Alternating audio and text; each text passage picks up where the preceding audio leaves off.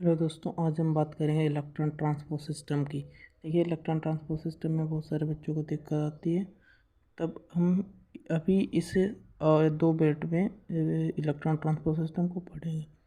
तो complex first क्या होता है, सेकंड क्या होता है, थर्ड क्या होता है, फोर्थ क्या होता है, फिफ्थ क्या होता है। देखो, कॉम्प्लेक्स फर्स्ट कुछ नहीं है। कॉम्प्लेक्स फर्स्ट को हम डिहाइड्रोजनेज कहते हैं।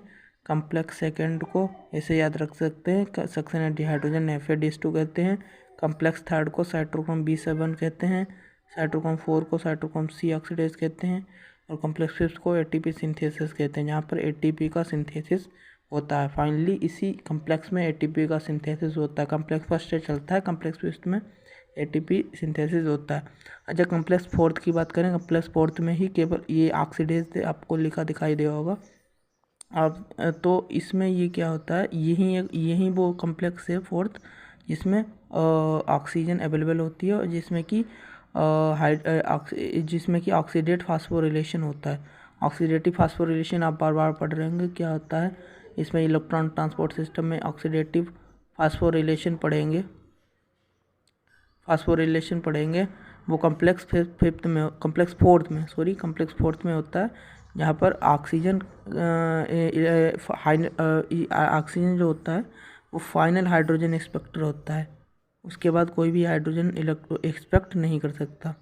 ये फाइनल हाइड्रोजन एक्सपेक्टर होता है। ये हाइड्रोजन को एक्सेप्ट करता है और फिर ATP सिंथेसिस में भेज देता है। यहाँ पर वाटर बनता है कॉम्प्लेक्स फोर्थ में, और यहाँ पर ATP बनता है।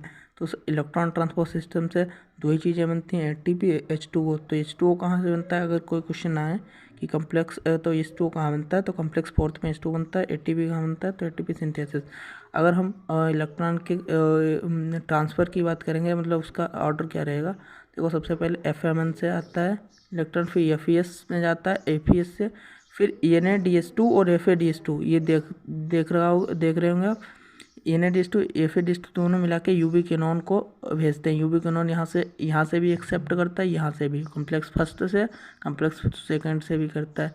फिर यूवी केनॉन से हमें साइटोक्रोम B7, जो कि कॉम्प्लेक्स थर्ड है, कॉम्प्लेक्स थर्ड से भी साइटोक्रोम B7, फिर कॉम्प्लेक्स फोर्थ साइटोक्रोम C, फिर साइटोक्रोम C से फिर साइटोक्रोम A, फिर साइटोक्रोम A3।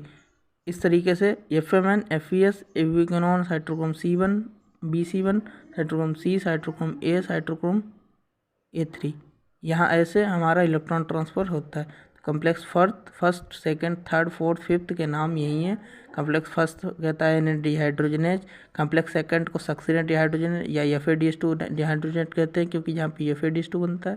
फिर complex third cytochrome B7, complex fourth cytochrome C oxidase, complex fifth ATP synthesis. I hope it is मस्त। Hi guys, मेरा नाम सत्येंद्र तिवारी है। आज हम पढ़ेंगे टोटल ATP फॉर्मेशन।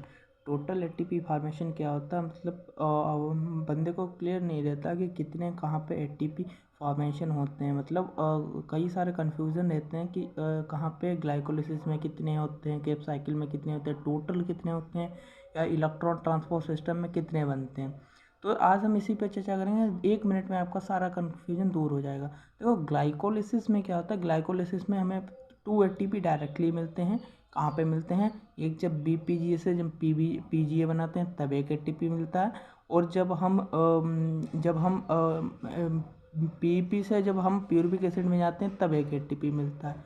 और जब हम इसे पूरे डिटेल में ग्लाइकोलिसिस पढ़ेंगे तब हम उसमें देखेंगे। तो 2 ATP तो डायरेक्टली मिले हमें, फिर 2 NADPH2 मिलते हैं।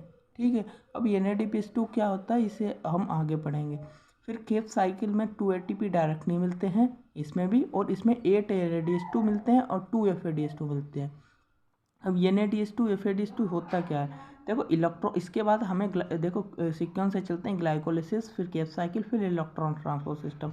इलेक्ट्रॉन ट्रांसपोर्ट सिस्टम होता है। अच्छा, इस ग्लाइकोलिसिस और केप साइकिल, इसमें ग्लाइकोलिसिस तो एनर्वोइक है, इसमें ऑक्सीजन नहीं मिलती है, पर केप साइकिल में भी ऑक्सीजन मिलती है, पर इसमें ऑक्सीजन से इनका NADH ATP में नहीं कन्वर्ट हो पाते हैं, तो ये इलेक्ट्रॉन ट्रांसपोर्ट सिस्टम में जाते हैं।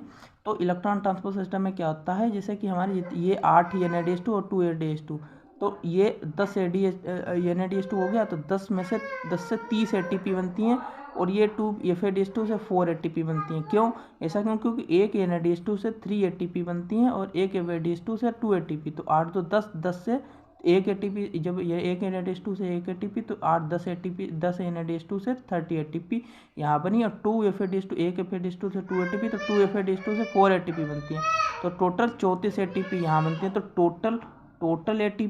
टोटल ATP की बात करें, टोटल ATP एरोबिक रेस्पिरेशन में टोटल ATP कितनी बनती हैं? 38 ATP, नॉट 36 मत लिखना। पहले NCERT में था कि 36 बनती हैं, पर वो काट दिया। 38 इसी तरीके से बनती है। 34 हमारी इलेक्ट्रॉन ट्रांसपोर्ट सिस्टम में 2 ATP में, 2 ATP में, 2 कैप साइकिल में। तो 34 और 2 35 36 37 38, क्योंकि इनका रोल होता है, एक NADH2 से 3 ATP बनता है, जो कि इलेक्ट्रॉन ट्रांसपोर्ट सिस्टम में ऑक्सीजन की प्रेजेंट में मिलता है। तो आई होप ये आपको समझ में आया होगा। टोटल ATP कहाँ ग्लाइकोलिसिस में कितने बनते हैं, कैप साइकिल में, इलेक्ट्रॉन ट्रांसपोर्ट सिस्टम में, इसी तरीके से हमारे सब बनते हैं। तो थैंक यू।